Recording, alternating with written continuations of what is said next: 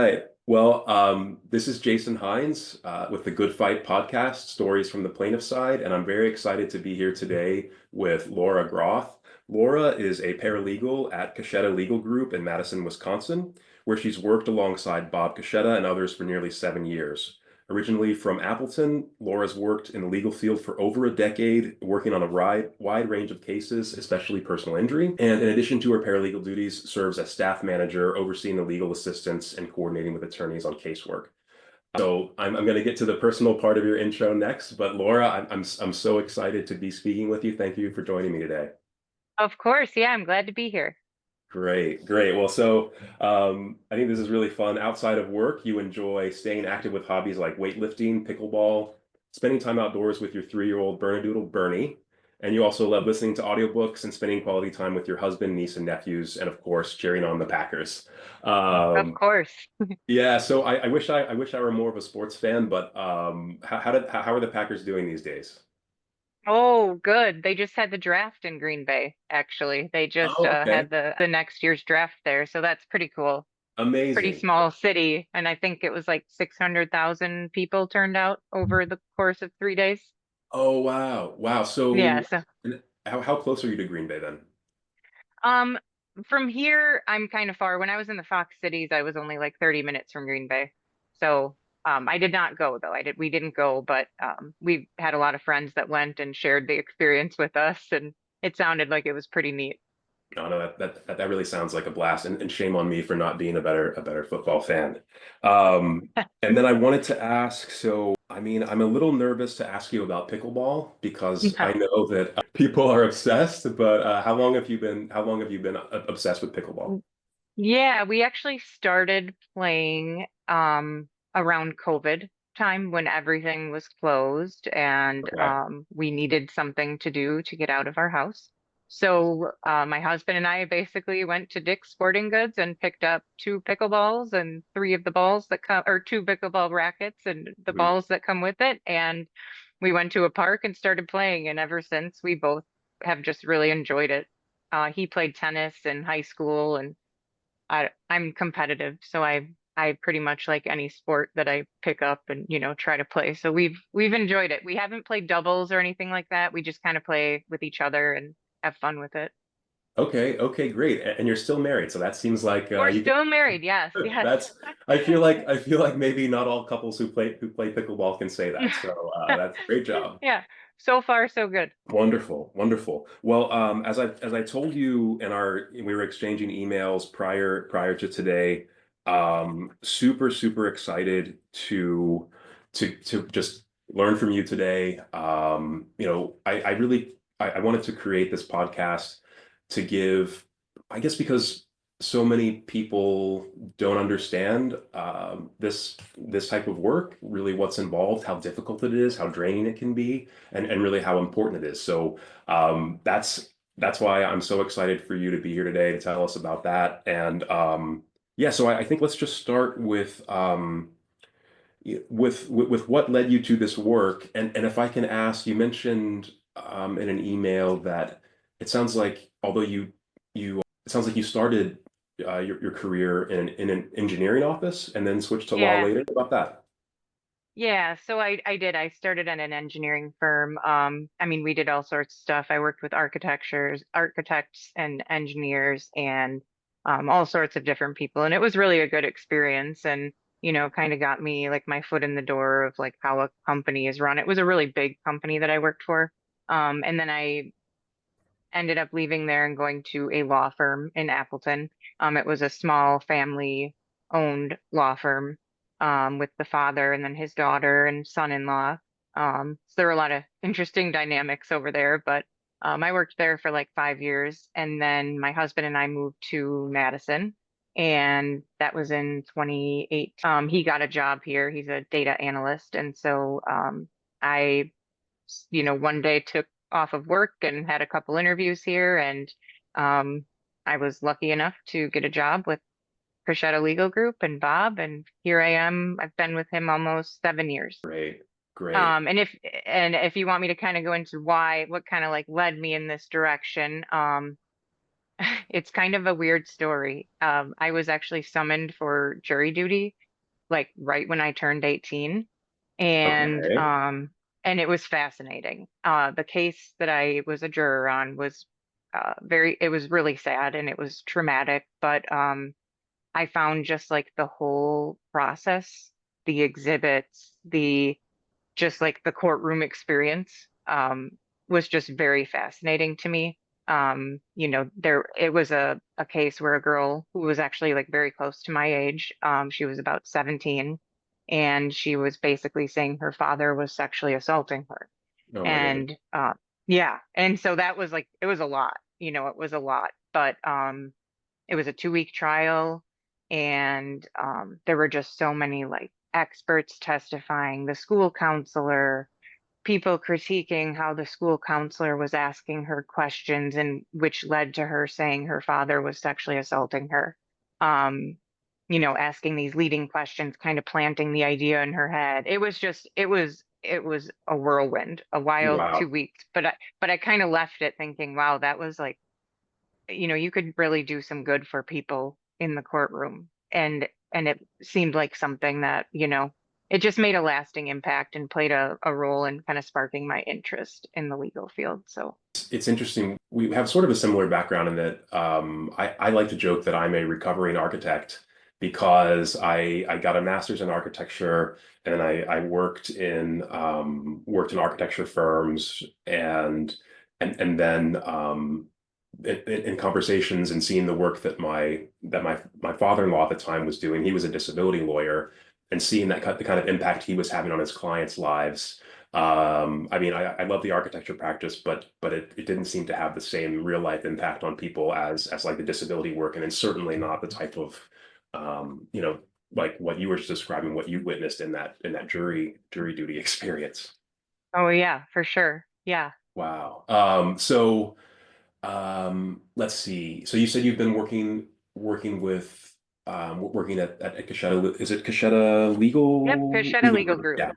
Yeah. Yep. Um, and I guess was there a moment either working? I mean, it sounds like that jury trial was that jury duty experience was really formative or pivotal. Was there has there been anything else since you started working as a paralegal that made you think, gosh, this is really for me? Yeah. I don't think there was like anything really early in my career that it was like, oh, this is the right path. I think it was more of like a gradual realization that, I think finding a mentor like Bob and having someone like him to, guide me has made a big difference. I don't know if you know Bob well, but he had his passion for the law and his unwavering commitment to our clients. Fighting for the little guy, if you will, the plaintiff's attorney that he is. It really rubbed off on me. You really like you can't work for someone like Bob and not feel inspired and motivated to do good for your clients. Um, I think Bob brings to everything that he does. He's kind of made me certain that this path is kind of the one I'm meant to be on, and I feel lucky to work for him. I mean, he really is an inspiration. That's incredible. So I actually, unfortunately, I don't know Bob as well as I think I'd like to. Yeah, We were talking before, before we got on camera about your dog Bernie and my dog Phoebe. yeah. I actually found Bob because we were both in this email chain speaking for NBI. And then I noticed that his email, I guess his email icon was a picture of his dogs, George and Molly. And I Yes, just thought, yes. yeah. That's great. Yeah, actually, when I was being interviewed to work here, the door of the conference room was shut, but it wasn't like latched. And in the middle of the interview, like this big, fuzzy Old English sheepdog came running into the room, and it was amazing. It was like the best thing. And everyone was like, "Oh my gosh, sorry, we didn't mean to let her out, but she wanted to be by Bob, and she just came barreling through the door." And I was like, "No, leave her. This is great. This is great." Right. Yeah. That's So great.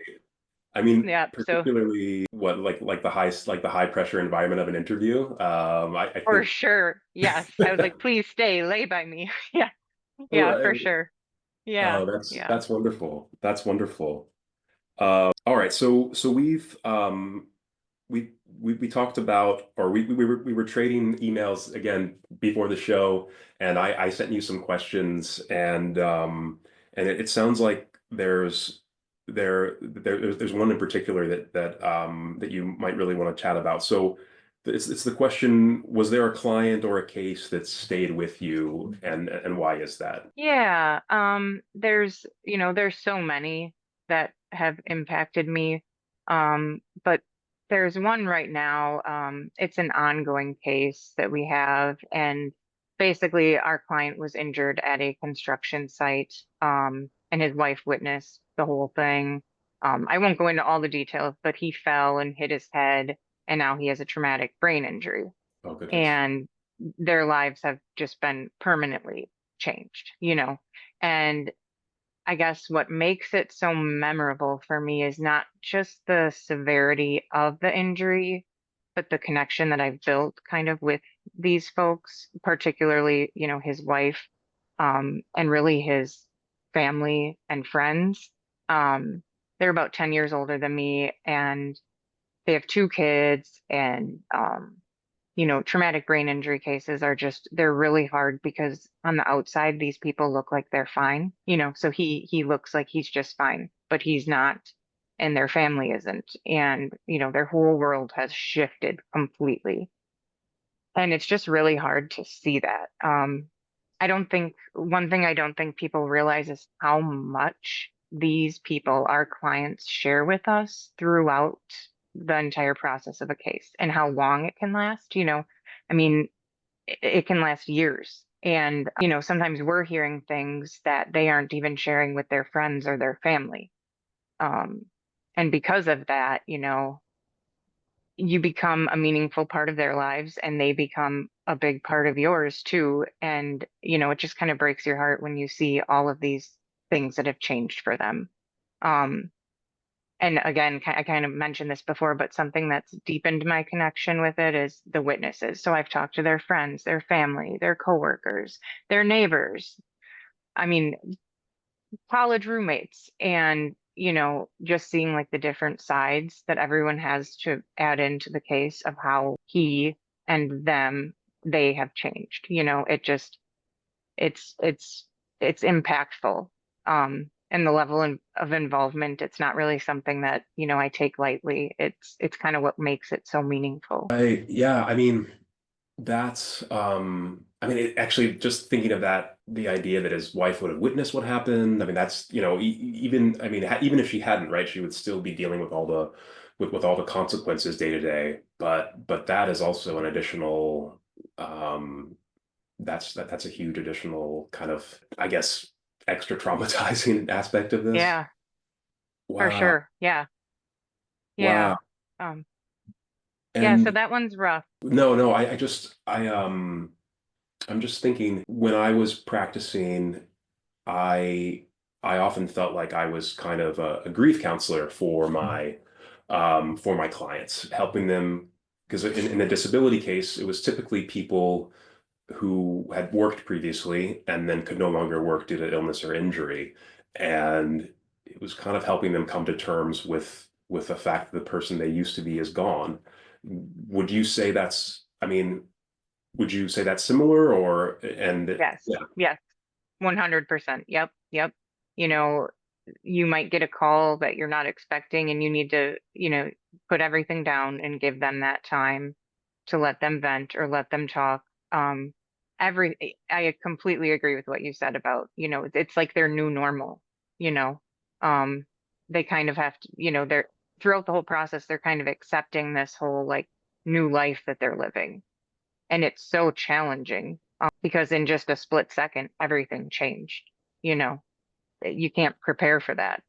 And so you're kind of helping them walk through every step. And, as you know, like the litigation, the civil part of everything, the civil litigation part, I mean, that's so challenging.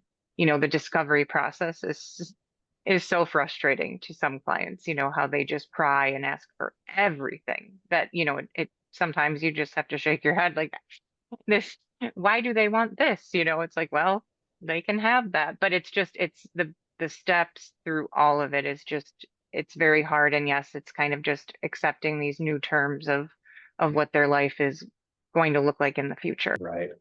Right. And I realize we're going a little off from the questions that I had asked you, but I hope that's okay. Or, Yeah. the questions I sent you in preparation, but I just want to pursue this a little bit. I've been talking with a psychologist who works with a lot of people with really severe workers' compensation cases or personal injury cases, and he said something. This was just last week. He said he tells his clients that, hey, you know, you never want to waste a good crisis.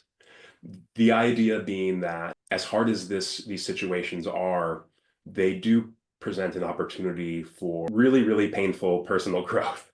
Um, I mean, I wonder, is he sugarcoating that too much, or is that something that you've seen that's part of this process for your clients is like finding, I don't know, maybe new strength in the relationship between a spouse and an injured spouse? Or I just wonder if you see this kind of idea of post-traumatic growth play out. Oh, absolutely. Yes. It's heartbreaking though. It's traumatizing, like if I'm going back to the case I just talked about, I mean, this is a guy that ran two businesses and very smart and, you know, all of the things that, she fell in love with this Mhm. guy, and it's taken away like that. Um, so yes, you watch them kind of rally together, but it's hard. I mean, it's hard, um, with a brain injury, you forget stuff. You become forgetful. You need breaks, you need naps, there's so much that you need. And suddenly, their life with two, young children who are in sports and they're traveling and they have family and friends and they both have, jobs. It's like trying to manage that. It's just a very hard thing to watch. And you kind of get brought into that and help them, but try to help them kind of navigate all of that. But yes, you do see like, the couple, kind of just working together, to come up with a plan for this new norm. And it's very challenging. Wow. Yeah. No, I think oh shoot, I forgot what I was gonna say. I think that I mean, you can kind of think about that, but I think so many times, kind of going off of, I know you were going to ask me about like your clients, how do you connect with them as people and not just cases? This thank kind of you. goes into that because it's like, um, so much of it starts with just listening, like really listening to them. So when someone's going through something traumatic, like a life-changing injury, they're not just dealing with the legal process, they're also grieving the life they used to have, kind of like what we were just talking about. Sometimes it's big things, oftentimes it's small things, like I can't go work in my garden anymore, or I can only work for 30 minutes and now I can't, do that anymore because of my neck pain or whatever it is. Um, the things that you and I might take for granted that we can do without any issues. So I guess going with that question, I try to meet people where they are emotionally, not just legally, and kind of just give them space to just talk. And, you know, that might be about what they've lost, or it might just be about how frustrating the legal system can be sometimes.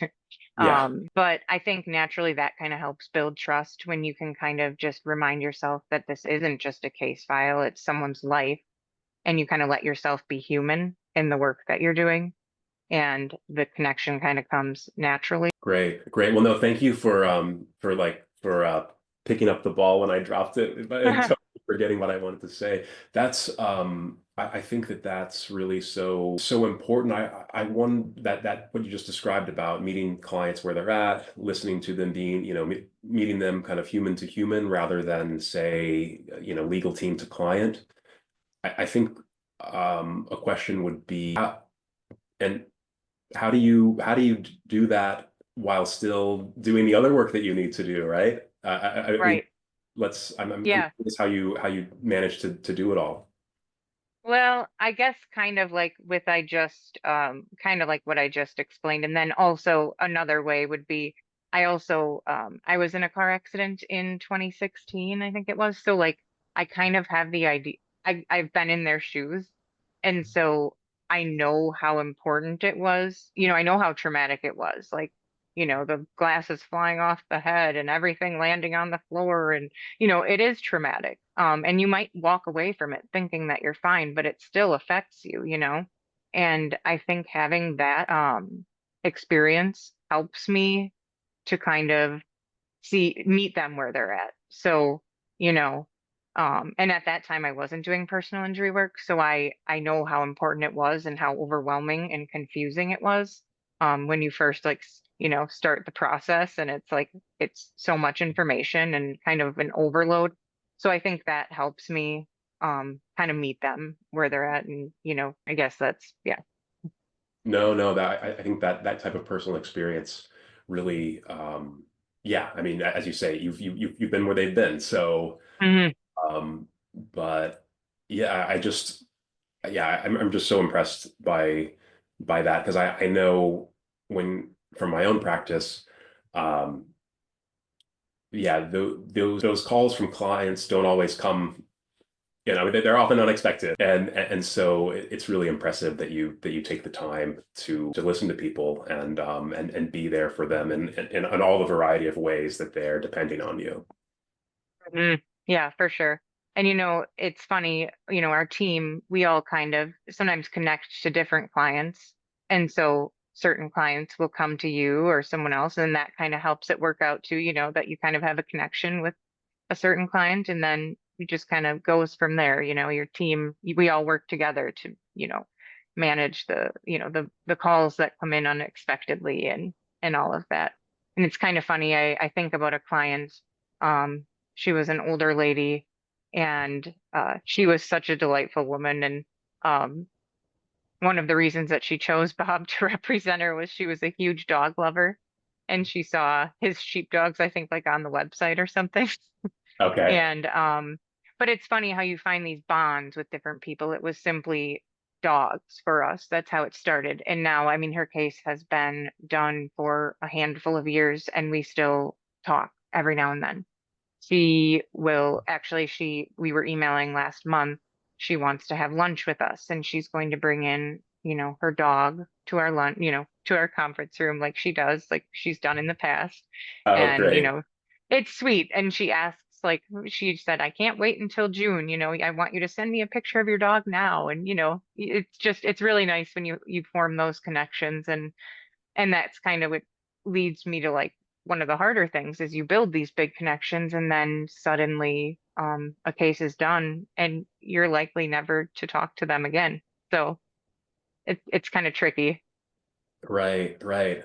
No, I mean, so I think that leads us into another one of the questions that I sent you, which is what sort of keeps you going when the work gets hard or, really emotionally draining as, I mean, at least it did for me. I suspect it probably does for you, given all that you just described. Yeah, for sure. Um, yeah, I don't think people really understand how emotionally draining it can be. Um, but I think it's just knowing that you're making a difference with your clients. So no matter how challenging, it's an opportunity to help someone through a difficult time. Um, there are definitely moments that the weight of it all can feel overwhelming, especially when you're dealing with, serious and emotional issues. But kind of like when you remember the people behind the cases, the real lives that are being affected, that's kind of what helps me keep going. Um, I also kind of, talking about our team, I mean, I find strength in their support and, the the teamwork that we have. We rely on each other. We're a very close-knit group.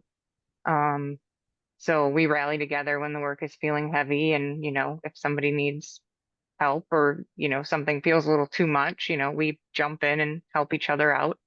Um, and as we always say here, like, nobody's really reaching out to us when things are going well. They're reaching out to us because they're facing a challenge, and we're here to help them get through it. Nobody's calling a lawyer like, "Hey, how you doing? How's your Right, day?" Like, there's always a problem. right. No, that's so true.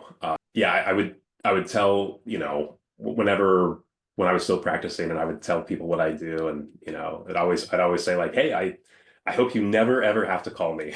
Yep, yep. Right, I hope I never talk to you again, but right, if you do, right. yeah, yeah, yeah, I mean, I think that sort of team, that team mentality sound, or that sort of team, that sort of camaraderie that y'all have sounds really powerful.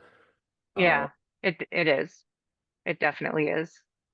And Bob has he's built that around him. It's a great team that we have here. Amazing, amazing. Maybe the Yeah. Packers could learn a lot from, learn a lot from you guys. Let's see here. So we've talked about this a little bit so far, but because you just said that most people don't realize how emotionally draining this work can be. Would you say there Mhm. are other things that you wish kind of the public at large or understood about the work you do day to day, or about your clients? Yeah. I think one thing is that um people often think we're just kind of handling the paperwork and doing the administrative tasks, but it's a lot more involved than that.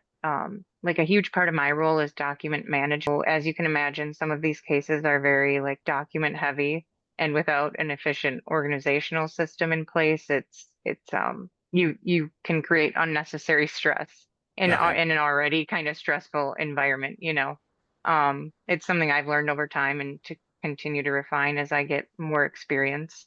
Um, Another thing I would say is that people probably don't realize how much we interact with clients on a personal level, which we've kind of talked about before, but it's not just legal stuff. We're getting to know the clients pretty well. We hear their stories, their frustrations, their concerns. We help to guide them through, honestly, what's a really overwhelming experience for them, and, a really traumatic time in their lives. Um, so that's a big one. I guess this kind of relates to this, but I mean, something that, it might not be that people misunderstand, but the kind of work that we do, it kind of ties in here, that I actually just had the opportunity to attend my first trial about a year ago. And it was a 2-week medical malpractice case. And it just gave me a whole new perspective on everything that I do in the background, realizing just how crucial it is to stay organized, everything from the beginning of opening a file to got it. the closing of the file. So, keeping the detailed records, how you're sharing records with people, how you present exhibits, the trial software. There's just so much that goes into preparation for trial. And if you keep yourself organized and everything from the beginning, like, you're going to make it a much smoother process throughout trial and the closure of the case. So that kind of goes into Yeah, that's really interesting. I mean, so I'm actually learning so much now about civil trials, because when I was doing my disability cases, it was within the Social Security Administration, and so they have certain, so if you have a hearing, you don't actually have a trial where Right. there's opposing counsel. So it's quite a different world. But I mean, I know from speaking with colleagues that trial is just unbelievably stressful, because it's so because there's you're on display in front of the jury, and then you've got another side who's trying to surprise you with things. So I think that whatever you can do up front to minimize the uncertainty, right, in terms of staying organized. Wow, I can really appreciate how important that is. For sure. Yes, yes. And it's just nice to kind of see it from that perspective, and kind of like how the attorney uses all of the information that we're preparing for them and giving them. It was really nice to see that, And that helps kind of now in preparation for other trials or just even like document management. It really helps because you know what the end result is going to be or what you want the end result to be. Got it. Yeah, I went Yeah. to actually it was a TBI conference a couple of weeks ago, and that was something that I heard from in a couple of totally unrelated talks. That several different attorneys were talking about, that you want to start the case with the expectation and that you're preparing for trial. And you need to be thinking that way from the very get-go, from the very outset. So it sounds like it's right in line with what you experienced. Absolutely, yeah. And I guess this goes into kind of one of the other questions that you had sent over to me, um, is exactly that. I mean, I know Bob has checklists from the day that he opens a file. And so, Mhm. getting you ready and like you said, starting day one with the understanding that, okay, we're going to trial with this one. Um, but I think, you had asked what's one thing you could teach other attorneys or paralegals, Yeah, what would right. it be? Yeah, so I mean, it kind of ties in, so I'm bringing that one up now, but a big one is, the power of checklists and document management and organization. And particularly when it comes to following up with people, that is so important in our job. I mean, I cannot express like you can lose track of stuff so easily. And a tool that Bob has actually shared with me that has really helped is it's called SaneBox. And I don't know if you've ever heard of it, but No. basically it integrates with Microsoft Outlook and say you need to schedule some depositions. So what you do is you basically send your email to opposing counsel and you can blind copy, at sanebox dot 1 week at sanebox.com. And it will basically just pop back up in your email like a new email message in 1 week. And then, Got you it. can track it that way. So did they respond? Didn't they? No, they didn't. Okay. It just kind of is like a reminder of, you know, because we're emailing people every day so frequently. I mean, court reporters, witnesses, clients, opposing counsel, process servers. And it's just too hard to keep track of all that with sticky notes. So I know Right. my desk is much more free of sticky notes with this handy tool. That's interesting. So, and it sounds like sane box, like sane as the opposite of insane, right? Yeah, right. Yeah. Exactly. Yeah. Yeah. Yeah. So, Yep. I use a similar tool. I use Gmail. I use the Google Office tools, but Gmail has one that's called Boomerang. It's the same idea where it's just Okay. Um, it will remind it's the exact same thing you just described. I definitely know that in my own when I was practicing, or I mean, even with everything I'm doing now, that it's like let's say you have that checklist, right? Okay, email process server, or email client, or email whomever. Okay, great, you emailed and you check it off, but I would tend to forget like, hey, I haven't heard from, I haven't gotten a reply from this person. Right. Yeah. Yeah. And it's just so hard to keep track of that. I mean, with every case, there's all of those, steps in it. All those people are involved in different cases and so many moving pieces. So yeah, it's been very helpful for me.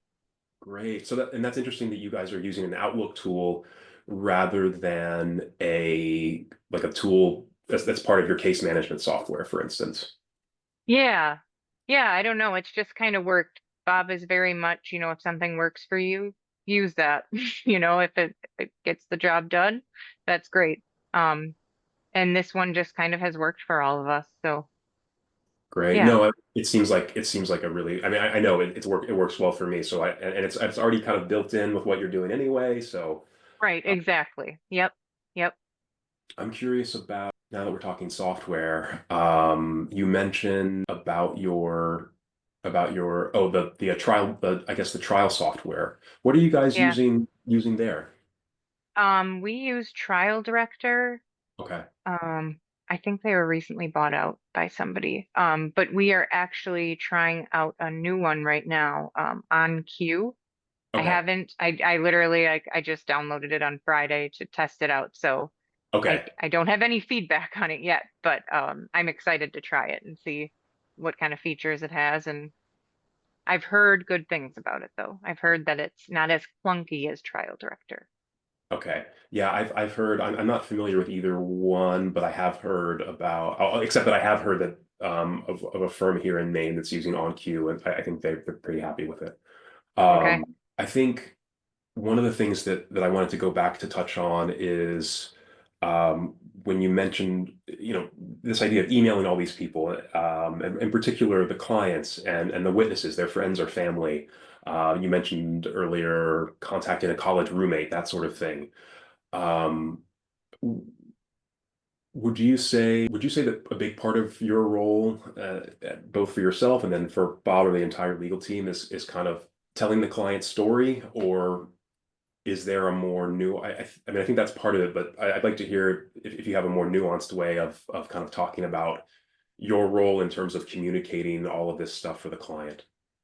Yeah, yeah. The witness, it is kind of building the big story from all different areas of their lives. So, you know, one thing that I do is the witness calls. So I will get a list of witnesses from the clients, and many people are very private people, so that can be a challenge to, Mm. get names, like I don't talk about it with anyone, and kind of trying to not pry, but kind of push them to think, and it's just such an important part of the case. I mean, lay witnesses, they're really important to the case. If Okay, it goes to interesting.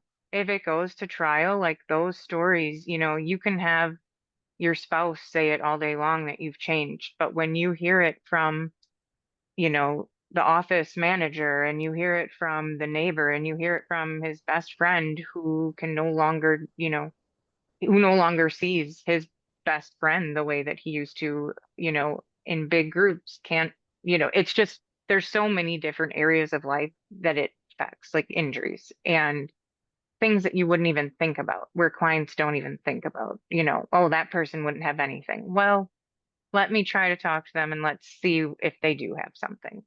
And Okay.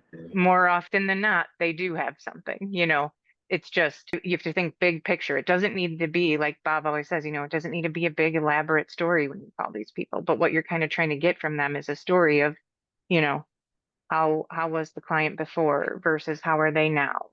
Um, Give me a story, paint a picture for me. Don't just tell me, generalizations are fine, but like, we like to get stories that kind of paint a picture. And so if it was to go to trial, well, then kind of showing the jury this is the full picture. We can have doctors come up and share, in the science and all of that. But also, here are these lay witnesses who actually know these people, who've witnessed firsthand how they've changed. That's really interesting. And it's a really interesting difference between your area of practice and what I was doing with a social security disability, where I guess lay witnesses could be important. Let's say if it was like a clergy member or maybe certainly like a former employer, like a supervisor. That okay, that's an important lay witness. But in terms of the friends and family, not nearly so much. But I think but what I do recognize, and I've done plenty of these like witness calls as well, right?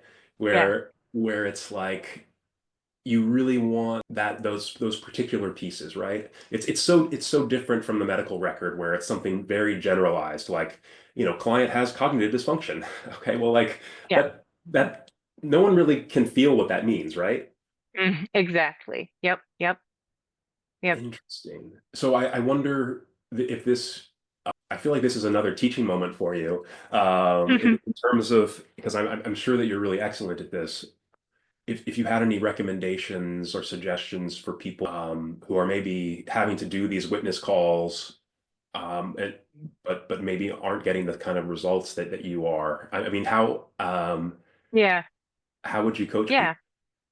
Um, everyone will do them differently. I like to start basically by getting a background. So, how long have you known them? How did you meet them? What did you guys like to do together? When's the last time you saw them? When's the last time you saw them before the incident happened? What were you guys doing?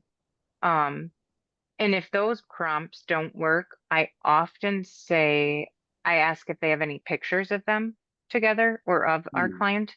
And sometimes that triggers stories, like, oh yeah, we did go there, or oh right, like sometimes just bringing up like photos, it really triggers people into like, go down memory lane and oh yeah, we used to do this together because people aren't natural storytellers, So I don't like to jump out of the phone call and say, all right, I need you to tell me a story. You know, if I'm having trouble at the end, I'll start saying, okay, so here's what my job is. I'm trying to get one or two stories from you. Um, Maybe give them an example of a really good story that I've gotten from somebody else.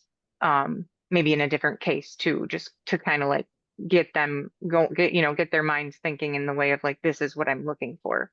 And then sometimes I'll even say, why don't you think about that for a little bit and I'll give you a call in, a week when we can touch base and see if you've thought of anything else after going through your photos and, you know, that kind of thing.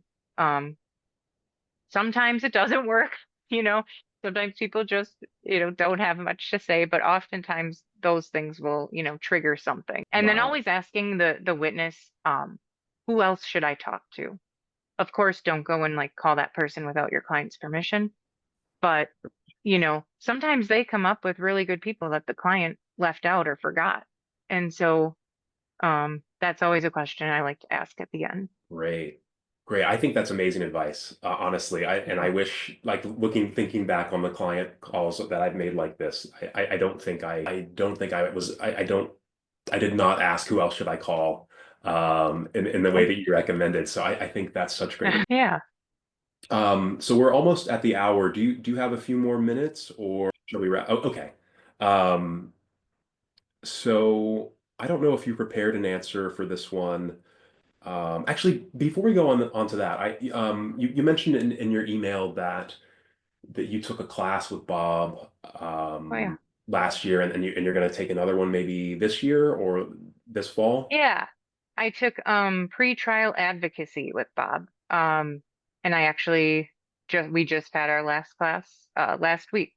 And it was very fascinating. I very much enjoyed learning from him. Mostly, this was kind of like learning more about the law and like, which has really already helped me, understand just like motions and how they should be drafted and, Okay. um, um, just it just gave me a better idea, of some of the stuff that we do every day, and it's really helped me kind of carry that over to the work that we do.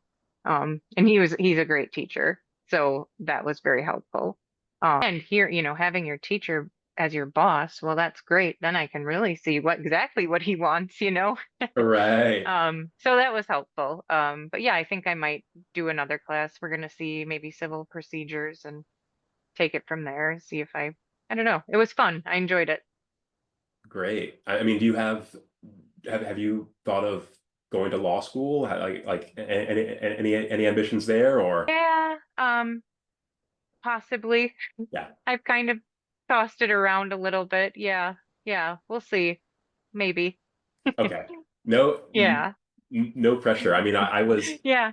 I joke that I was a recovering architect. I feel like now that I'm running this software company, I'm like a recovering lawyer almost. But so definitely Yeah.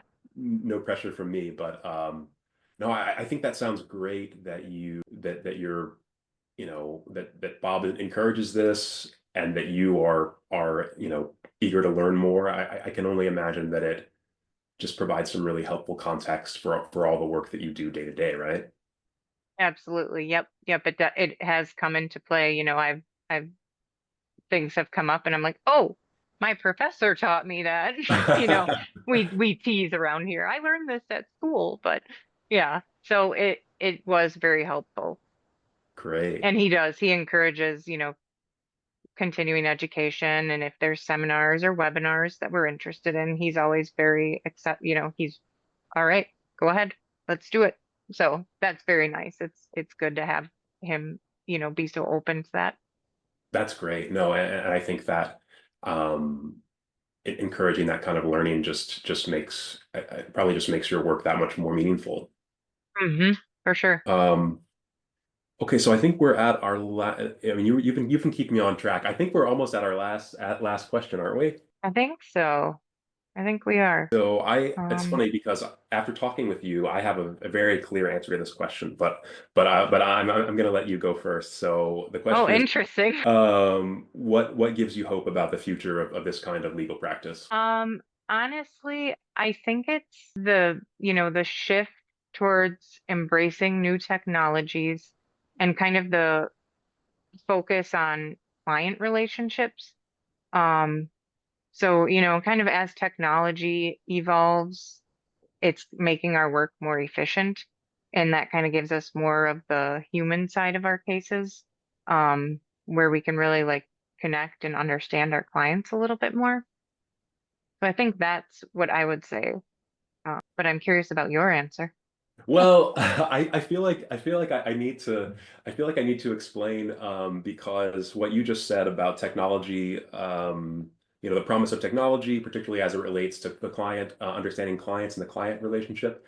I mean, that's basically we haven't just for the record, we for for our listeners out there, we haven't talked at all about claim data and what I do. So I mean, but that's exactly what claim data is all about, essentially uh, bringing modern technology to this attorney-client relationship with the with the goal of helping attorneys tell clients stories far more powerfully, but also more easily. So that I think that's pretty amazing that you said that without any prompting from me, for the record. But but I think what gives me hope about the future of this practice is just I, the fact that you and Bob and your whole team are just out there doing this really hard, stressful, tiring work, but managing to do it so well and with such clear and with such clear concern and regard for the well-being of your clients. I mean, it's really I think it's really admirable, and that it just makes me very, very hopeful. So thank you. Thank you for the work Yeah, that you're doing, and then of course, thank you for taking time to speak with me about it. of course. Well, thank you for the work you're doing. This was fun. Yeah, this was really fun. So I think we should check back in, and we should have you on again. I don't know, like a few months, maybe a few quarters, and we can hear about your latest class and about your latest trial software. And of course, we can I'll try to learn more about the Green Bay Packers. That's a must. Yes, yes. Right, right. Oh, okay, so this is how that's the Yep. condition for you coming on. So I have to become a Yeah, Packer. yeah. There you go. Yeah. Okay, great. Well, Laura, again, thank you so much, and this has been a huge pleasure. So, um, yeah, keep doing great work. Thank you. Thank you. You too. Thanks very much.